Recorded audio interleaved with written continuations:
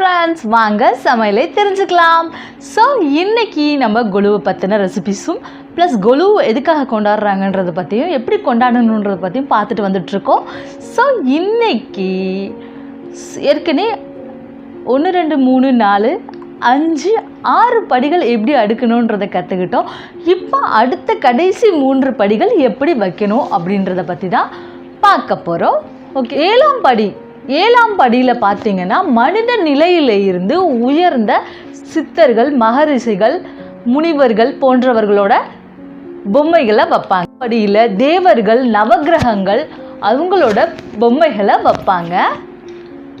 பிரம்மா, விஷ்ணு, சிவன் போன்ற பொம்மைகளை வைக்கலாம். ஆக மொத்தம் இப்போ 9 படிகளில் என்னென்ன வைக்கலாம் அப்படின்றத நம்ம தெரிஞ்சுக்கிட்டோம். கண்டிப்பாக இன்றைக்கும் ரெசிபீஸ் இருக்குது. ரெசிபீஸ் இல்லாமல் வீடியோ கம்ப்ளீட்டே ஆகாது ஃப்ரெண்ட்ஸ். ஸோ ரெசிபியை ஸ்கிப் பண்ணாமல் பாருங்கள். வீடியோக்குள்ளே போகலாம். அடுப்பை பற்ற வச்சு அதில் ஒரு கடாய் வச்சு 2 டேபிள் ஸ்பூன் ஆயில் ஆட் பண்ணிக்கோங்க. இதில் கடுகு உளுத்தம் பருப்பு போட்டு தாளிச்சிக்கோங்க. காஞ்ச மிளகாய் 1 கட் பண்ணி போட்டிருக்கேன்.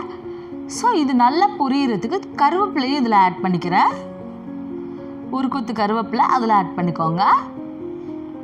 நல்ல கருவேப்பிலை பொரிஞ்சு வெடித்து வந்துடட்டும் கடுகெல்லாம், அப்போ தான் டேஸ்ட்டாக இருக்கும். ஸோ இது நல்லா பொரிஞ்சு வரட்டும். நான் இன்றைக்கி பச்சை பயிரை வேக வச்சு எடுத்திருக்கேன். ஸோ இதில் பெருங்காயத்தூள் கொஞ்சம் ஆட் பண்ணிக்கோங்க.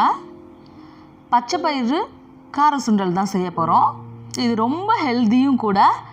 ஸோ சூப்பராக இருக்கும். நான் வேக வச்ச பச்சை பயிரை ஆட் பண்ணிக்கிறேன். ஸோ இந்த மாதிரி எல்லாத்தையும் ஆட் பண்ணிக்கோங்க. அந்த பச்சை பயிறு நல்லா தண்ணி வற்றின உடனே நம்ம அதில் சால்ட்டு தேவைக்கு ஆட் பண்ணிக்குவோம். அது மட்டும் இல்லாமல் அதில் 2 டேபிள் ஸ்பூன் துருவின தேங்காவையும் ஆட் பண்ணிக்கிறேன். தேங்காய் போட்டு ரொம்ப கிளறக்கூடாது. ஒரு 2 நிமிஷம் கிளறிட்டு உடனே இறக்கிடுங்க. வீடியோவை ஸ்கிப் பண்ணாமல் பார்த்த நல்ல உள்ளங்களுக்கு நன்றி. உங்கள் பொண்ணான நேரத்தை என் கூட செலவு பண்ணதுக்கு ரொம்ப ரொம்ப பெரிய தேங்க்ஸ். ரெசிபிஸும் நான் சொன்ன கருத்துக்கள் நல்லா இருந்துச்சா?